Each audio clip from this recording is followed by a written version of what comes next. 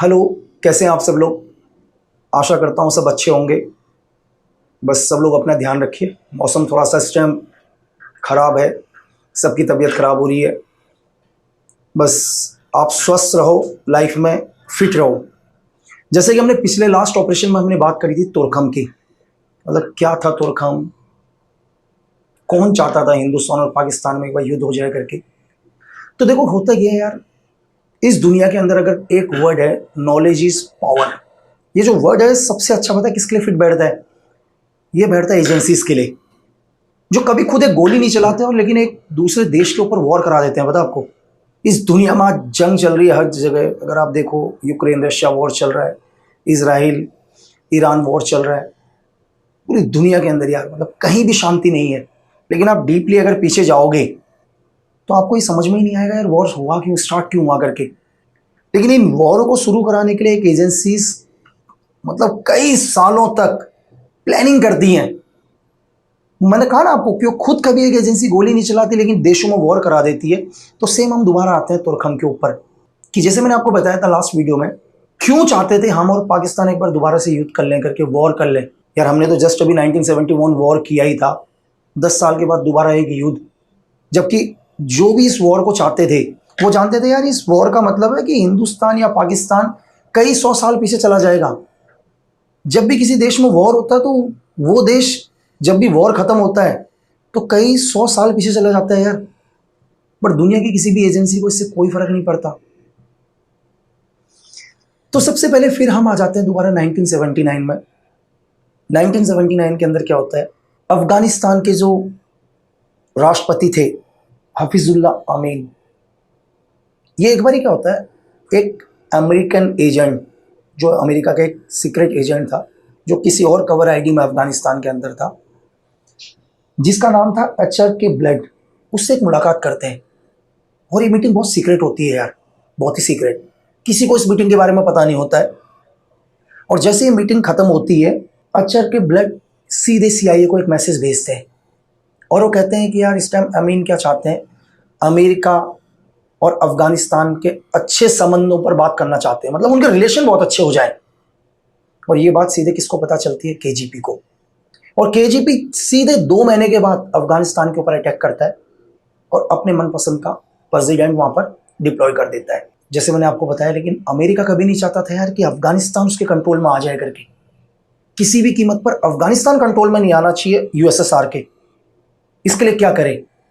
तो सेम मैंने आपको बताया कि अमेरिका क्या करता है, आईएसआई की मदद से फंडिंग देके, वेपन्स मदद करके, पॉलिटिकल हेल्प करके आईएसआई को दुनिया भर का पैसा देता है और आईएसआई मुजाहिदीन तैयार करना शुरू करती है, जो रेड आर्मी के खिलाफ क्या करती है, वॉर स्टार्ट करती है।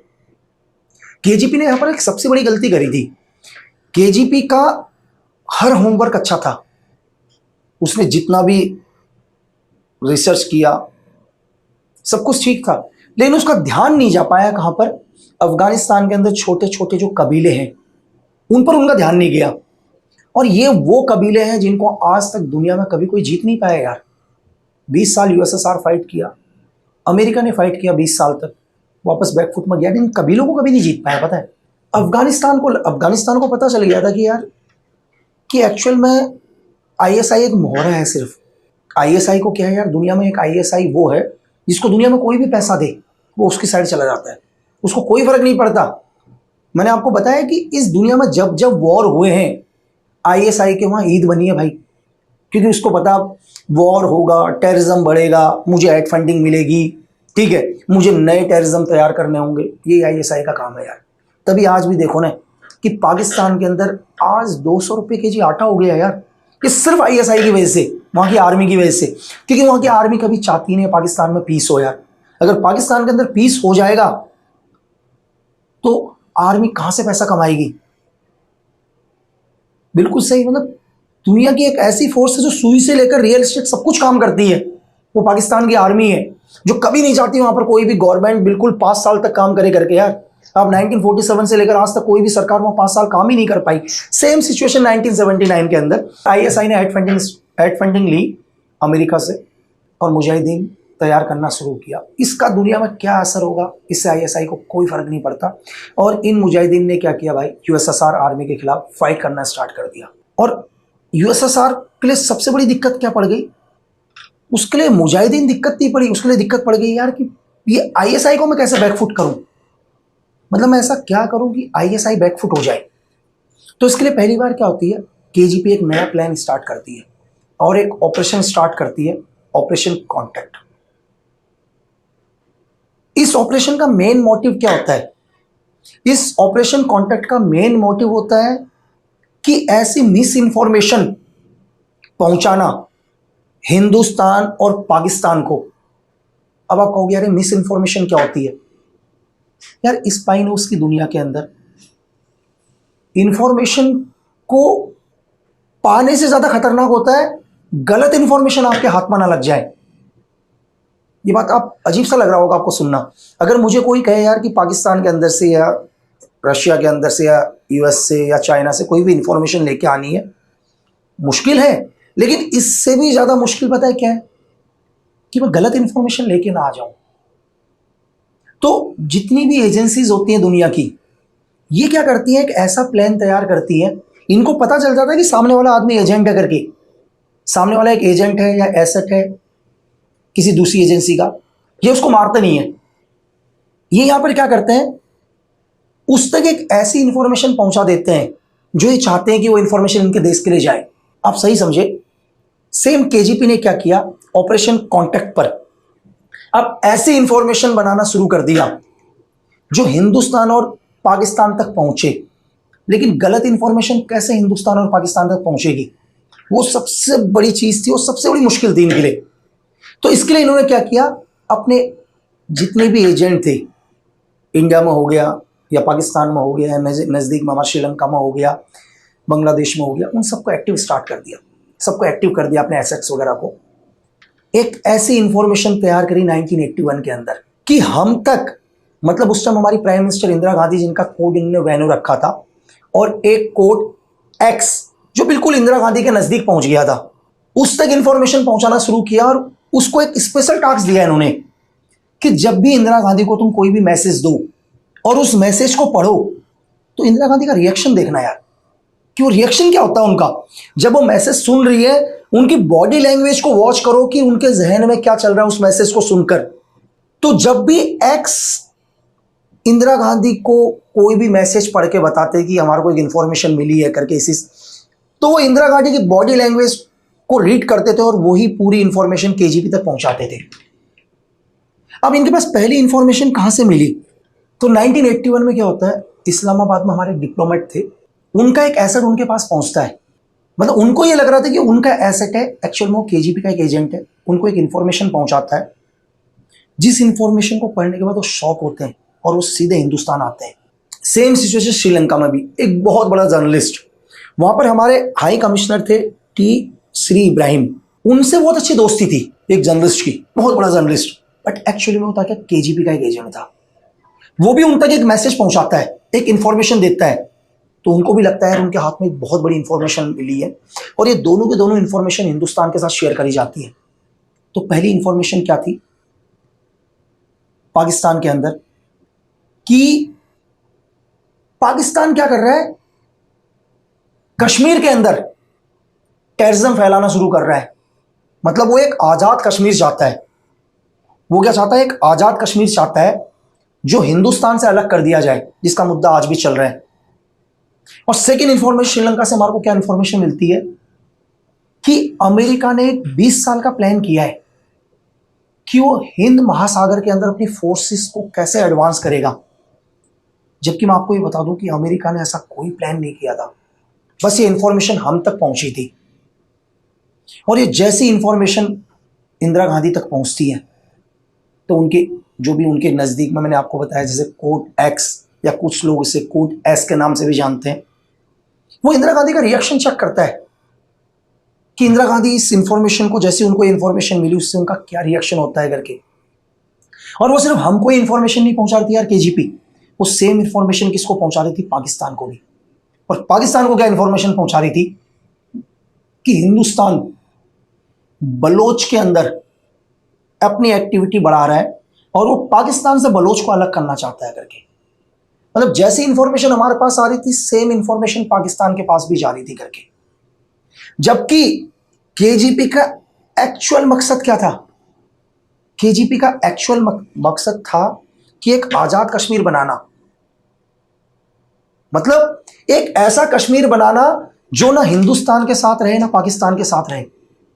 अब आप बोलोगे यार कि केजीपी का क्या मतलब है भाई, कि मतलब एक ऐसा कश्मीर बनाने से केजीपी को क्या फायदा होगा या यूएसएसआर को क्या फायदा होगा कि जो कश्मीर ना हिंदुस्तान के साथ हो ना पाकिस्तान के साथ हो। बिल्कुल, मतलब उसका मेन फायदा क्या था? अगर वो इस मकसद में कामयाब होता है तो हिंदुस्तान और पाकिस्तान हमेशा लड़ते रहेंगे यार, कि मतलब हमेशा क्या करेंगे कश्मीर को पाने के लिए। मतलब वो एशिया में इन सबको उलझा के रखेगा। मेरी बात समझ रहे हैं कि हम, मतलब मैं बोलूं कि कश्मीर मेरा है, पाकिस्तान बोलेगा कश्मीर मेरा, और एक कश्मीर क्या बोलेगा मैं इंडिपेंडेंट हूं। उसने तीन को आपस में लड़ा दिया ना यार, ठीक है, उसने तीन को आपस के अंदर लड़ा दिया। और बलोच के अंदर मतलब हमारी कोई एक्टिविटी नहीं है, लेकिन पाकिस्तान के जहन में क्या डाल दिया कि हम बलोच को अलग करना चाह रहे हैं, और हमारे दिमाग में डाल दिया कि पाकिस्तान इसमें कश्मीर को बिल्कुल अलग करना चाहता है। इन सबसे केजीपी का क्या फायदा होने वाला था? कि आप कह रहे होंगे यार सब चीजें तो थी, लेकिन इसमें मेन केजीपी का क्या फायदा हो रहा था? यार केजीपी का मेन फायदा क्या हो रहा था?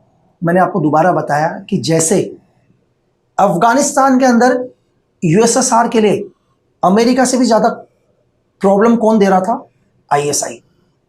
क्योंकि फ्रंट में तो आईएसआई था ना यार, क्योंकि अमेरिका के तो वियतनाम के घाव ही नहीं भरे थे अभी तक, तो दूसरे वॉर के लिए फ्रंट में नहीं आना चाह रहा था। वो नहीं चाहते थे कि फ्रंट में आए करके, लेकिन उसने फ्रंट में आईएसआई को कर रखा था, जो कंटिन्यू मुजाहिदीन तैयार कर रहा था, जो यूएसएसआर आर्मी के खिलाफ फाइट कर रहे थे।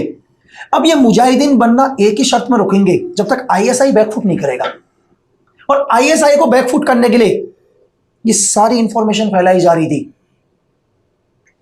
अब भारत एक बड़ा एक्शन लेने वाला है। बात समझ में आ रहा है कि भारत यहां बलोच को अलग करना चाह रहा है। भाई 1971 में आपने सबने देखा कि बांग्लादेश अलग हो गया, तो पाकिस्तान किसी भी हालत में नहीं चाहता था यार कि बलूचिस्तान अलग हो करके आप, ठीक है। और यहां हम क्या देख रहे हैं, हमारे को क्या इंफॉर्मेशन दी जा रही है कि कश्मीर को अलग किया जा रहा है करके देश से, और इसको अलग करने के पीछे किसका हाथ है? पाकिस्तान का हाथ है। क्यों है? क्योंकि पाकिस्तान 1971 का बदला लेना चाहता है करके। अब इससे पहले कि पाकिस्तान कश्मीर के ऊपर कोई भी बड़ा एक्शन ले, हम पाकिस्तान को दबा देंगे। मेरी बात समझ में आई आपको? बिल्कुल, कि पाकिस्तान कोई बड़ा एक्शन करे इससे पहले हम पाकिस्तान को दबाते हैं। उसके लिए क्या करें? अपनी अपनी फोर्सेस स्टार्ट करके पाकिस्तान के ऊपर वॉर करें। और सेम पाकिस्तान के अंदर क्या सिचुएशन पैदा कर दी इस फॉल्स इंफॉर्मेशन से, कि बलूचिस्तान को अलग करने से पहले पाकिस्तान एक बड़ा एक्शन कर दे हिंदुस्तान के ऊपर। अगर ये दोनों आपस के अंदर वॉर हो गए तो इससे केजीपी को दो फायदे थे। वो एक ही तीर से क्या करना चाहता था? दो निशाने थे उसके। एक तो क्या था, पूरा का पूरा आईएसआई बैकफुट हो जाएगा। अगर आईएसआई बैकफुट हो गया तो अफगानिस्तान में इजीली कंट्रोल कर लेगी रेड आर्मी। और दूसरा क्या फायदा था उसका, कि जब हिंदुस्तान और पाकिस्तान का वॉर होगा 1981 के अंदर, तो पूरी दुनिया का ध्यान किसके पर आ जाएगा? एशिया के ऊपर आ जाएगा। पूरी दुनिया का ध्यान तो एशिया पर आएगा ना यार। दो एशिया के दो बड़े देशों में वॉर हो गया तो ध्यान सबका अफगानिस्तान से हट गया। जब ध्यान अफगानिस्तान से हट गया तो इजीली तरीके से क्या कर लेगा? यूएसएसआर पूरे अफगानिस्तान को कंट्रोल कर लेगा। केजीपी की हर चाल सही हो रही थी यार। और मैं आपको एक चीज और बताऊं कि आज भी इस दुनिया के अंदर जो एक बहुत पावरफुल चीज है ना यार, जिसको हम लोग एक स्तंभ मानते हैं अपना भी, वो है मीडिया। मतलब मीडिया का बहुत बड़ा रोल होता है। अब आप बोलोगे यार कैसे? मैं आपको एक आसान शब्दों में समझाता हूं यार, कि इस दुनिया में बहुत सारे लोग हैं जिनसे आप कभी मिले नहीं होते हो।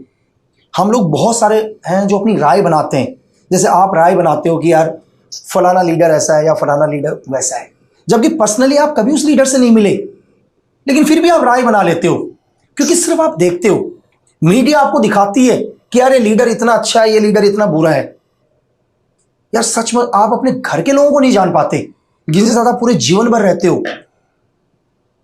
आप अपनी वाइफ को नहीं जान पाते यार, अपने बच्चों को नहीं जान पाते, लेकिन आप मीडिया की राय देकर बता देते हो यार ये नेता बहुत अच्छा है, ये नेता खराब है, ये देश बहुत अच्छा है, ये देश बुरा है करके। ये मीडिया आपके दिमाग के अंदर डाल देती है, क्योंकि दिन रात आप वही देखते हो। आप टीवी खोलो, कोई भी चीज खोलो, आप न्यूज़पेपर पढ़ो, ये नेता बहुत अच्छा है, ये बहुत अच्छे काम कर रहा है, ये नेता बहुत बुरा है। इसलिए क्या होता है, मीडिया का बहुत बड़ा रोल होता है। और केजीपी ने वही किया। केजीपी ने क्या किया कि हिंदुस्तान का मीडिया का एक बहुत बड़ा पार्ट खरीद लिया यार, और केजीपी ही चाह रहा था कि हिंदुस्तान के अंदर क्या खबरें आए करके। ठीक है, उसने क्या कर दिया, खालिस्तान मूवमेंट को CWG, एक रशिया की, इसका एक ही काम था, क्या था कि कैसे भी करके खालिस्तान मूवमेंट को बढ़ावा देना। यार यहां अपना कश्मीर का अलग चल रहा है, वहां बलोच का अलग चल रहा है, और इन्होंने खालिस्तान मूवमेंट भी स्टार्ट कर दिया। ठीक है, और इसके लिए मीडिया का बहुत बड़ा रोल रहा है खालिस्तान मूवमेंट को बढ़ाने पर भी। यह सब का सब किसका, केजीपी का। तो मैं आपको यह बताऊं कि केजीपी कहते हैं कि उस टाइम के दौर पर केजीपी हमारे पूरे सिस्टम में घुस गई थी यार।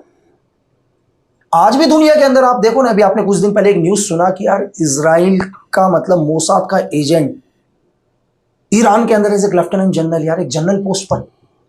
तो उस टाइम आप सोचो कि एक छोटे लेवल से लेकर, मीडिया से लेकर, मिनिस्ट्री से लेकर, जैसे मैंने आपको बताया कि उन्होंने कोड रखा था इंदिरा गांधी का वैनो, और वैनो के बिल्कुल इनर सर्कल के अंदर कोड एक्स या एस, जो बिल्कुल नियर इंदिरा गांधी के बिल्कुल नजदीकी थे, वो केजीपी के एक एजेंट। तो आप समझ सकते हैं कि मतलब नीचे से लेकर प्रधानमंत्री तक उनके पूरे एजेंट फैल चुके थे, और ज्यादा मुश्किल नहीं था कि किसी को भी मतलब गलत ट्रैक पर ले जाना। आप खुद ही सोचो कि अगर आपके घर के नजदीक में कुछ ऐसे लोग आ जाएं जो आपको हर रोज एक गलत इंफॉर्मेशन दें, और वो आपके बहुत भरोसे के लोग हों, और आपको हर रोज आकर बोले यार पड़ोसी गांव आपके लिए गलत सोच रहा है, पड़ोसी गांव ये सोच रहा है, वो सोच रहा है, यार एक ना एक दिन तो आपको लगेगा ना यार कुछ तो गलत है करके, क्योंकि हर रोज आपको वही दिखाई दे रहा है। तो सेम सिचुएशन में क्या हो गया कि सारी इंफॉर्मेशन पाकिस्तान को और भी हिंदुस्तान को भी। तो तभी हमारे RNW को लगता है यार कि क्या मतलब इतनी इजीली तरीके से, मतलब इतनी इजी तरीके से हमारे को इंफॉर्मेशन मिल रही है। तो पहली बार RNW को यार लगा है माइंड में कि जिस इंफॉर्मेशन के लिए हमारे को पूरा जीवन लग जाता है, तब भी हमें इंफॉर्मेशन नहीं मिल पा रही है, और एक इतनी बड़ी वॉर की इंफॉर्मेशन हम तक पहुंच गई। तो हमारी एजेंसीज को लगता है भाई कि मतलब एक चीज एक बताओ, अगर सपोज करो यार कि आप खुद ही, अगर आपको डेली कोई आदमी बोल दे यार कि शेयर मार्केट में कल ये हो रहा है, कल ये हो रहा है, आपको बहुत इजीली तरीके से इंफॉर्मेशन लग जाए, तो आपको एक दिन तो लगेगा यार कुछ ना कुछ तो गड़बड़ होने वाला है करके। आज मैं 1000 रुपए कमा रहा हूं, कल 2000 कमा रहा हूं, परसों 10,000 कमा रहा हूं, अगले दिन 50,000 कमा रहा हूं, क्योंकि आपका एनिमी एक दिन आपसे सब कुछ लेके चला जाएगा यार। तो हमारी एजेंसीज RNW ने क्या किया, हर उस पहलू की जांच करना शुरू किया यार कि ये इंफॉर्मेशन हम तक कैसे पहुंच रही है इतनी इजीली तरीके से। जब उन्होंने हर पहलू पर काम करना शुरू किया हमारे एजेंट्स ने, तो पहली बार वो क्या जाते हैं, एक कोड तक पहुंचते हैं, कोड तुर्खम तक, और वो देखते हैं अरे कोड तुर्खम की शुरुआत कहां से हुई करके। तब उन्हें पहली बार पता चलता है कि यार कोड तुर्खम की जो शुरुआत हुई ना, वो USSR से हुई।